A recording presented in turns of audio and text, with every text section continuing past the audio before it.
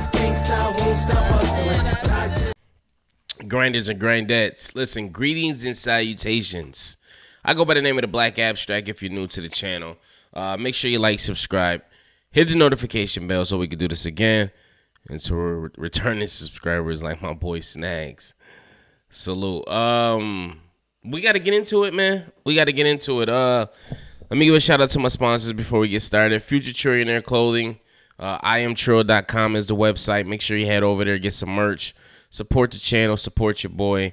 CashApp is in the description below. Listen, man, I got kids to feed. Anything counts. But anyway, let's get into it. Let's deep dive. This by far, and I know I said this last week, this by far was the best episode of the week. Hands down. Or not of the week, of the season. Hands down. No, it's no even debate about it. Right from the jump, straight fucking high power shit. Just I can't even talk. That's how fucking excited I am, man. I want to go watch this shit again and be honest with you. Listen, we get Marvin on some old straight Rambo shit coming out the van. He got the fucking, I don't even know what that was. Was that a tech or a fucking something semi-auto and very high power? Coming out the van, she's shooting shit up. He meets with old boy that snitched on Kanan a couple of episodes ago or last episode. And I'm like, damn, he's still hanging with Cuz?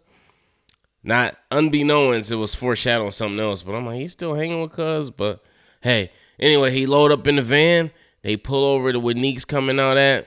Neek coming out with his kid and his boys. And man, Marvin let loose. He circled, old boy circled around. Marvin was like, bah, bah, enjoying it too, man. They circled. They tried to get every angle of that car. And this nigga Neek had the bulletproof BMW, man. I said, he ain't playing fair, boy. But that was smart, man. On Neek's part, you know what I'm saying? To have a bulletproof vehicle for a situation like that. For if you got a assassination on your life. But yo, that was that was a dope scene. Just seeing Marvin in all his glory. Just his car was shot up. Still, Marvin car was still shot up. He driving around in it. It was some dope shit, man. I'm watching it now again. That was a good scene. For sure. We see Lulu in the hospital still. He hasn't woken up yet. He's in there with Rock and his annoying girlfriend that nobody likes. She's asking for money. Nah, she's in there consoling him. She actually likes Lou. She wasn't as annoying this week, but she's super annoying. We see Rock in there, talking over Lulu, or not talking, just looking at Lulu. And that's her baby brother, man. That's their baby brother, man. Marvin out trying to get revenge. And, Lulu or Rock is just playing it strategic. At the hospital, Symphony comes to see Rock, and she kind of blows him off again. Just like a woman, dude. Listen, women, you have to stop letting your emotions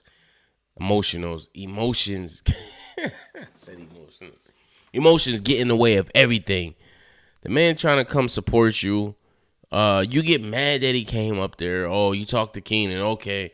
And then you get mad that he comes up to support you in a time of need. Like, I think that's honorable. But she disses him, and this time Symphony had enough. He says, "Fuck you, Rock," and walks away.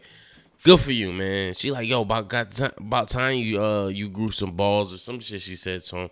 I'm like, ooh, questioning his manhood. But he winds up telling her about Marvin. Like, yo, Marvin need to watch Tony. Yada, yada, yada. So I was wondering if he was going to bring that up. Or if he did, I would have kind of been giving him the side eye. Like, man, you work for the feds or something. But that's not the case. We get back to the yard. Old boy is talking to Marvin. And Marvin pulled like that thing out on him. And then he started bitching up quick. Like, oh, man, I told her I didn't tell on you, man. I just told on Kanan. You know what I'm saying? He won't get that much time. Marvin like, man, I ain't hearing none of that. Pop that nigga top off. Pop his man. That destroyed that young man. Then burnt the car up. It was a good scene, man. It was a good scene. We see Howard at the hospital having a little smoke. You know, Howard got them cop eyes, man. He got them good cop eyes. He could see certain shit we might not be able to see. He sees a employee, a hospital worker come down with a bag, give it to two thug-looking dudes in a car, give them a bag. Then next thing you know, we don't see Howard no more. But these dudes pretty much changed their outfit, snuck in the hospital. They about to take Rock out. I'm like, oh, she gone. She's a goner. But luckily, they wind up. Howard must have ended up telling Rock and Lulu about the situation. They got Lulu the fuck out of there. Rock was out of there, and by the time they made it upstairs, everybody was gone, and they wind up getting arrested. So I'm like, look at Howard, man, sticking up for his baby mom. Yeah, that's very honorable of Howard. We see the nurse lady getting the little nurse chick that and listen, man, these dudes had high top fades, looking like they straight out of House Party movie in the hospital. They was slick though, man. They made it all the way to their destination, man. They just wasn't. They wasn't that slick though. They should have peeped Howard ass, but man, Unique ain't playing fair, man. But listen, you can't be mad at Neek, man. Neek tried to been reasonable, and it's been Rock that been doing all the fuck shit the whole time. You gotta think about that. So Neek was like, all right, she wanna keep doing fuck shit, I'ma do fuck shit, and that's pretty much where they at. Neek was steaming too when he was looked up. He realized he had the bulletproof. He was looked up to see who it was shooting. He was steaming, man. He had his little boy in the car. That was sad. We see Nicole's parents at the police station. They are trying to get Jukebox locked up. The husband is telling the wife, yo, chill the fuck out. Like, you making this worse than what it is. She's like, how can I make it worse? We lost our baby girl. Listen, because you don't have a case. You honestly don't know where she got that from. You don't know if she been doing fucking crack. Obviously, the detective knows, like, okay, yeah, it was a bad batch. We know possibly where you got it from, et cetera, et cetera. But can you blame Jukebox? Yay and no, because Jukebox didn't hand it to her. She took it out of her backpack, unbeknownst to her. So you can't really blame Jukebox for this, but the lady just needs to place blame on somebody, and I guess she was mad that the police kicked Jukebox. Hey, lady, just go home and grieve. Go watch some soap operas or something. I don't know, man. You got to move on, though. It sucks that your daughter not here, but she got to move on. See Howard and Rock have an exchange in the hallway.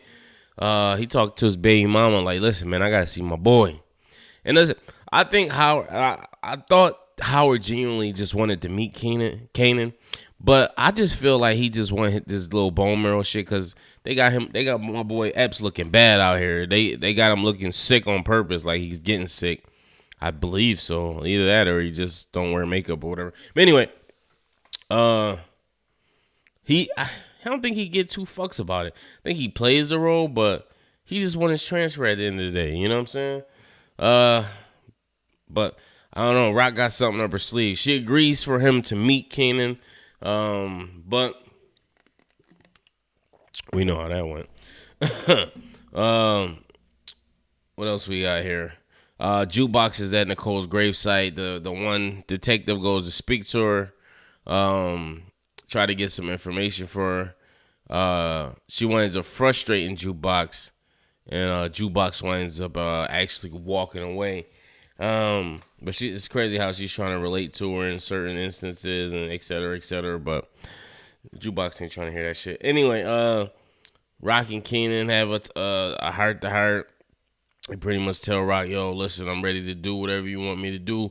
I'm down for you. Yada, yada, yada. And I love when they get mad or they serious in the episode. They be like, their mouth don't open as much. They be like, I'm doing this for you. I'm doing this for you, man. Like I don't know if that was good or not. I don't know if that was good or not. But she following Jukebox everywhere to the gas station. She's trying to relate to her, come up with, oh, I used to do this or blah blah blah.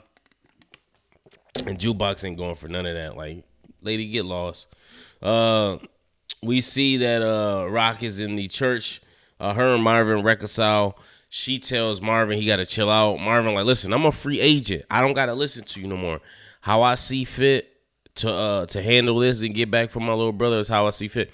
And we get a understanding kind of what happened. And this to me was one of the best scenes in the episode, just because of the dynamic between Marvin and Rock. It wasn't like the normal scenes where Rock's pretty much just bossing Marvin around and Marvin's just falling in place. He was actually getting off his chest exactly what's wrong. I guess Marvin used to be in charge, but he wound up getting high in his own supply. So Rock stepped up, and he pretty much voiced how he don't like answering to his little sister. It makes him feel like less of a man. Yada yada yada, and I'm like, yo, this is good stuff, man. This is good stuff. It was one of my favorite scenes in the whole episode. By far. I liked it a lot. What is up with my lights? Did my lights keep going off? I don't know. I'm trying to fix this, y'all. Hold on. Bear with your boy. One time for the 99 and the 2000. All right, no, we want those. Okay, there we go. All right, I think we back up and running. Let me see. All right, yeah, we good. Yeah, but they had that hospital exchange was real good for me, and I like how they pounded each other up. I'm like, man, if y'all don't get up and hug for real, like y'all brothers and sisters, man, what's wrong with y'all? Howard meet with his doctor, find out he's dying some more. He thinks he has a donor in the bag. And this is the scene that actually made me realize, like, okay, he just doing this because he wants his bone marrow. But I'm like, dude, you like 15 years too late to try to be being in somebody's life. What else we got here? Lulu winds up waking up in the hospital. Actually, Jukebox tells Rock what happened between the cop, and I already knew right then and there Rock was gonna try to plan some shit that when they met privately. But Lulu winds up waking up, and man, this was it was crazy. He was like, "Yo, where is everybody?" And nobody was there. Yeah, he was out. Everybody was gone. Marvin is trying to show Kanan how to scratch serial numbers, clean the guns. Telling him that he's on his front line. We love this exchange too between Marvin and Kanan. It's playful. Leads to Marvin going in the room because Kanan's like, "Yo, play something else." And he like, "Yo, I'm pretty sure Jukebox got some dope mixes. Let me go in the room." Marvin like, "Yo, I got it." And I knew what was gonna happen. Somebody said in the comments last week that older Jukebox and 50 Cent had a conversation to where it said she got kicked out of the house at a particular age pertaining to her sexuality. So I'm guessing it had to be Marvin. And from what I hear is for the next season, LaToya Lucky is supposed to play her mom, I believe. So I guess there's just hope playing into the whole thing. But listen, Marvin goes in his room looking for this tape. He winds up finding the cassette tape and some pictures of Nicole and Jukebox getting all snuggly and cuddly, like my daughter says. And it's all bad, man. Listen, one thing about the 90s, them old school parents, they wasn't having none of that. Whether it was girl, boy. No, it was an abomination. It was a sin. You were out of here. And I think that's what Marvin had with his shit. He flipped the shit. And listen, by far, anybody would agree, the best scene in this episode was Marvin and Jukebox's scene. By far. And there was a lot of great scenes in this episode. But that scene right there, intense. Fighting. When she spit in that man's face, I felt his pain as a father. I would have did anything in my power not to strangle my daughter. And he couldn't resist, man. I ain't going to say she had it coming to her because that's a little cruel. But I understand his emotions flying like that. Like, that's your daughter. And she being disrespectful like that. Like, that's crazy. Rock was a little more understanding a couple episodes ago when she told her or found out. And I see why they haven't told Marvin. But yeah, man, he waited for her, and I'm like, yo, this is crazy. I thought Kanan was gonna walk in and try to smooth it over a little bit, like, yo, that's my tape or such and such. But that didn't happen. But she winds up coming in, and he winds up letting her have it, man. And steps on the tape. Like, he halfway strangled Jukebox. Like, she was on her way out. She probably saw the white light and everything. She was on her way out, man. I'm like, damn, dude, this nigga savage. But he wound up feeling bad at the end. You could tell, but Jukebox ended up bouncing. Howard comes in, talking to his partner and doing cop shit. Not an important scene. I guess he just finds out she went and seen some people, and he just feel kind of disrespected by it. Yeah, man, it's a good episode, man. I liked it. What else we got? Sorry, I'm watching it. All right, we got this conversation. Another great scene between Rock and Kanan, to where she's giving him a mission pretty much, and she's telling him, though, you only got one shot, etc., blah blah blah. And it was a deep moment, man. It was a really deep moment. Like, it kept split. I'm like, yo, there's some good shit right here, man. This is good dialogue right here, man. Shout out to Patina Miller, man. Shout out to little young Keenan Starks, man. I don't know his name for sure, but that was some good dialogue, man. I really appreciated that. We get a scene where Unique's yelling over everybody like he's fucking in fucking The Walking Dead, like he's Negan and everybody else is just regular survivors, and everybody, he's like, yo, we gotta kill some. And he like, listen, man, woman, and child, if you are in the vicinities or in these blocks, you're going down. So that's a game changer right there. So they got to be ready for that, because them boys gonna come around shooting. That's for sure. Let me see what else I got here. Let me see what else I got. I told you Lulu waked up, and he was just wondering where everybody was.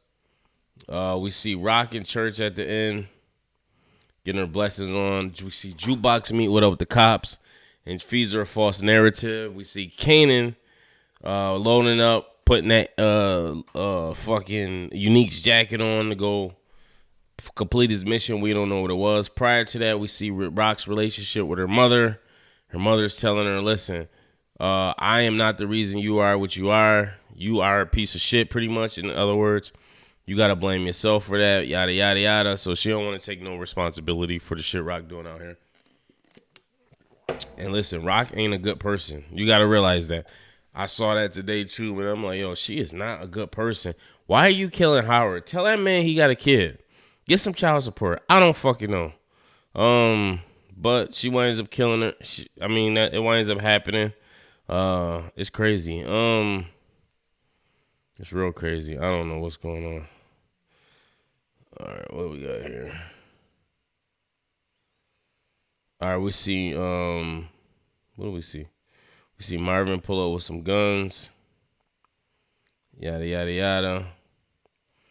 We see Kanan walking to the park with some food. Actually, I believe the coach inside. He puts on, Marvin stopped it too to everybody else. We see Kanan walking to the joint. Sorry, I'm watching it as we go. He's anxious. He turns to see Howard. And listen, I thought Howard was going to be like, listen, I'm your father, don't do this. But I guess he couldn't get it out quick in time. And he winds up shooting Detective Howard. And I'm like, oh, no, I did not see this coming. I definitely didn't see that coming, man. Actually, I did see that coming. Apparently, he survived Detective. I don't know how he survived. Maybe because he didn't hit him in the dome. But he only shot him once. But we'll see what happens. I'm like, this is like some Tariq and Power shit. Like, it's like everybody shooting their own dads now. But anyway, post your comments below. Let me know what you think. Make sure you like, subscribe. Did you like this episode? Did you not dislike it? Let me know. I think it was the best episode of the season so far. Looking forward to the next episode. Peace.